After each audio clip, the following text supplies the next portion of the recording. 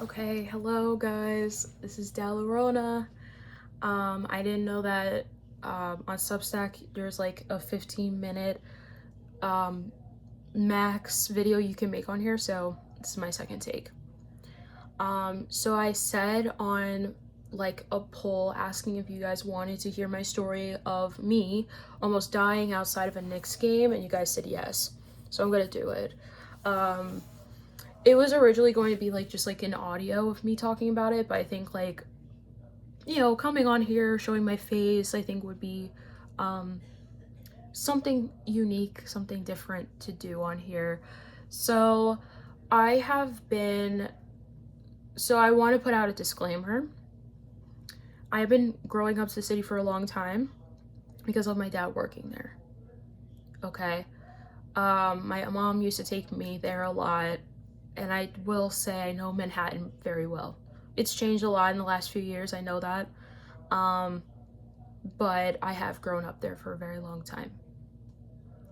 So I do know the city, and I also am going to probably be upset. I'm probably gonna be talking my shit a little bit. I'm not here to talk shit about these people as people. Like, I'm not trying to do it on a personal level, I'm not trying to spread hate. I am just trying to process a little bit of what happened to me last week, and I don't blame these people. I really do just fully believe that we are dealing with socioeconomic pressures in New York City right now. And I think the Knicks game was an excuse to start a riot. So, yeah. Basically, I'm going to try and keep the story as short as I can. But basically, I was going to my play that I've been having in the city. I'm very grateful for it, and it's called Two Burnouts Walk Into a Bar. It's been a passion project of mine, and I'm very excited for it. So I went from only supposed to be in the city for the first show night to, and not being able to attend the rest of them because of my job online, to now being able to go to all three because of like not having a light technician basically. I'm also the director on top of it, so they needed me more than I thought, the actors. Um, so yeah, I had to be there for all three nights, and I'm here to talk about June 5th, which happened on a Friday. So I'm walking into 34th Street at the end of the night. It's almost like 10:30. No, past 10:30. Um, Basically, I got inside of the block. I was right outside Madison Square Garden. I had no idea what was going on. I did not know there was a game. No one told me there was a game tonight. I don't know anything about sports like that. So I did not know I was outside of the game itself. I thought I was just stuck in a crowd or whatever. So I can't even walk 3 feet past the sidewalk. I get stuck. Basically, there was a lot of shit happening, so like I said, I'm gonna try and keep it short. There was a guy at one point who pushed me. He was really drunk. He was trying to start a riot, and he went backwards and started a domino effect. And I lost my balance. I almost fell to the ground, and I couldn't really move on top of it, so that didn't help. So he just kept doing that, and then other people start to push each other like it's fun, like it's funny. And all I could scream was like basically saying we don't want Astroworld 2.0. And that got people to really stop and listen, because I went from being stuck in the crowd to being able to move. I tried both moments to talk to two different groups of cops. They ignored me, and or they were telling me to go back to the crowd where I was stuck in originally. This led to me having a panic attack. the worst panic attack I could have had in many years. And I was bouncing around this entire crowd, trying to go through any empty gaps I could find, like I was a pinball stuck in a machine. I managed to get out. It's not like I didn't. But I think that if it wasn't for that one guy to scream for people to move, and before that, that was a whole other thing. I got into basically a fight with this influencer girl because I didn't push her, but I bumped into her and she thought I pushed her. And she was really upset that I messed up her tripod. It was a mess. But yeah, like, it was a pivotal moment where I just felt very, like, helpless.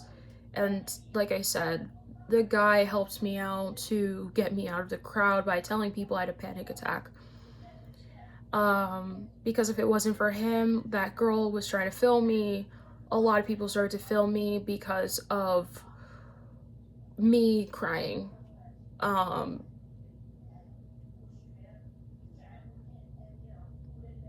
It's a painful experience to think about. I kind of do feel angry about it, but I do feel sad at the same time. Because I fell multiple times. I had sweat that fell into my eyes. And I started bumping into people because I still thought I was in the crowd. I didn't know I was out in the street. My eyes were closed. I was trying to open them and I couldn't. I literally couldn't. There's something going on with the city right now, and I'm truly scared. This was not a Knicks game. This was not a Knicks game. This was people desperate to blow up online. I kind of joked in my other video that they are influencer vultures, because all they could do was, like, every 5 minutes was turn from, like, I gotta show you, turn from, like, doing this, and they're desperate for the views. They're watching, they're looking through the phone, nothing else, completely out of touch with reality, to then they see me crying and they go like this, and they're laughing and joking, and they're just like vultures. So desperate for views, desperate to blow up online. And I cannot tell you enough how terrifying that has recently became. These men, again, they were men. I was in this crowd. I was short. I really could have gotten trampled. These people are so gone from reality because I could have died that night, and all they could do was film me like I was a joke.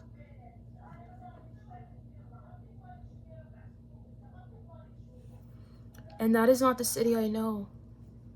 That whole area, that was not the New York City I know. That was a completely different place, like a really dark place for these people to do what they did. And like I said, I'm not here to spread hate. I'm not here to talk shit about these people, but if you look up New York Knicks games, it's not good. It's not, these are riots. These are not games. These are not people just trying to have fun. These are people just breaking the law in a way where they think it's fun. That's the point. They think it's fun. Breaking a school bus, trashing a restaurant, a Five Guys restaurant, because you saw a Spurs fan ripping their jerseys because of a team that isn't the Knicks. That's not normal. That's not That's not normal. None of these videos are staged. If you're from like anywhere else and you're watching these videos are not staged. These are real. I say that out of, I witnessed this in the city. These videos are real. This is not okay. And if you're in these videos and you're doing what you did, this is not fun. This is not fun. You're ruining your reputation because it's the internet. Every video is going to get stuck. It's going to be permanent. And if you want to get a job, right? Maybe these are kids, right? If you want to get a job, if you want to, you know, have a life out there, no one's going to forget your face in these videos. You will be remembered. Maybe you like that. Maybe you're like, oh, I want this. I want to be remembered. No. You're going to be remembered for destroying a school bus with a scooter. You're going to be remembered for trying to actively say word for word that you want to burn down the city.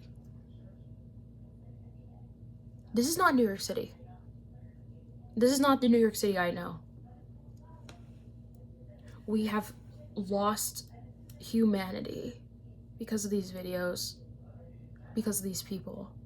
And low-key, there needs to be like a phone ban or something. The government needs to issue a phone ban or something. Other countries are doing stuff like this, and because we're not, we are the lab rats to what phone addiction and social media is doing to the brain. And anyone who defends these people are not getting it. You don't understand. You don't understand. And yeah, that is the end of my video. Thank you so much for listening to Confessions of a Quiet Girl. And for this episode, I cannot be more thankful that I got out of that situation, because when I left, I literally have seen the videos surfaced of people in that area starting fights, and I'm very glad I was away from that, because I was right in the area too, in that crowd where people were threatening to fight each other. So that's another thing. And I don't have a lesson. I really don't. I just think that this was something I just wanted to report on. And hopefully for this series, I won't ever have to talk about something like this again. Almost dying. So yeah, that is all. Thank you guys for watching.